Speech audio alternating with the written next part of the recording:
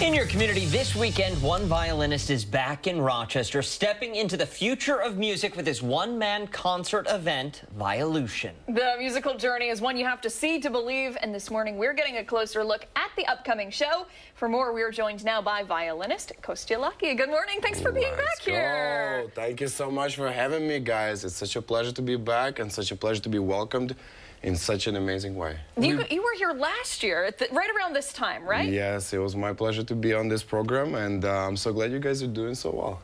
We do want to ask, though, start with a slightly heavier topic. Check in on the family back home in Ukraine. How is everyone? So family back home, they're doing great. No need to worry for everybody. So thankfully, everybody from my side of the family, they're in the West. So all they're dealing with right now lately is power outages. And so my family kind of lives on a power schedule. They turn it on and turn it off on a schedule. So that's something they really have to deal with. And I mean, it's not fun.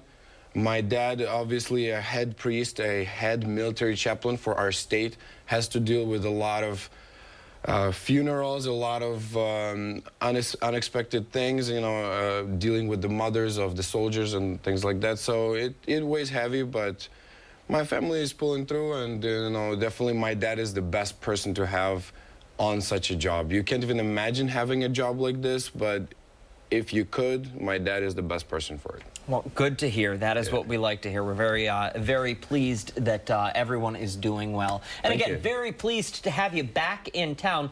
Talk to us about the one-man show. Where did the idea for this come from? Yes, sir. So after spending a couple of years in Miami and talking to a lot of different entertainers, being part of some of the most amazing event teams, I've learned so many different things. I've learned about better entertaining, because that's my craft. You know, I've learned about how to really put on a show. I've seen all of the different moving parts. And when being in Europe over the summer, I've performed at some of the most amazing events in Paris and in south of France.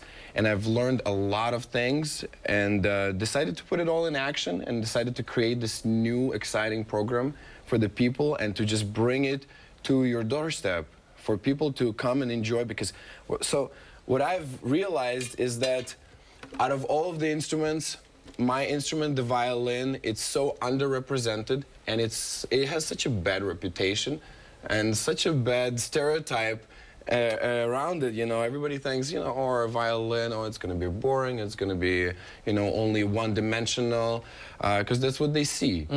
But what I've realized is that there's so many people who just absolutely love the violin, you know, who are not musicians. Everybody has their own favorite instrument, but there are people who have a favorite instrument that is a violin, and for now they don't really have an opportunity to come and enjoy somebody who is playing this violin, this instrument, you know, solo, not as a part of an orchestra or anything like that, who is playing a solo concert and letting people enjoy a journey just by presenting this instrument in its full glory, where it's able to express so many different genres, not just, you know, melancholic, sad violin, classical music, you know. There's so many different possibilities that are hidden in this gem of an instrument. You can rock it all out. You can make somebody cry. You can make people hot, you know. People get hot and bothered sometimes, you know, when I play. Especially the ladies, you know, so, and then you can make people joyfully just, you know, dance around. And that's what I love, and that's what I actually encourage a lot in my concerts. You know, you see any of these classical concerts where people just have to sit down and, you know, clap when you're told to and look at the program. But what I like is what I tell people is that there's no rules, you know. I love seeing people just really break down and dance, or hug in my concerts, or kiss, you know, or cry, or yell, you know, whatever makes you feel happy, whatever makes you process the music. That's what I like to see. And we want to hear you play. We're running low on time. When and where can they see your one-man show? Everybody, tomorrow, Friday, August 9th, you have to be there with us. You have to be there with all of my friends. We're starting out at 7 p.m. We're opening the doors at 75 Stutson Street in Charlotte. And I'm going to start the show around 8 p.m. We're going to have all my friends there all around. It's just going to be a great celebration of humanity, a place for us. Can we ask you to play us to break? We're going out in about 10 seconds. We want to hear something good.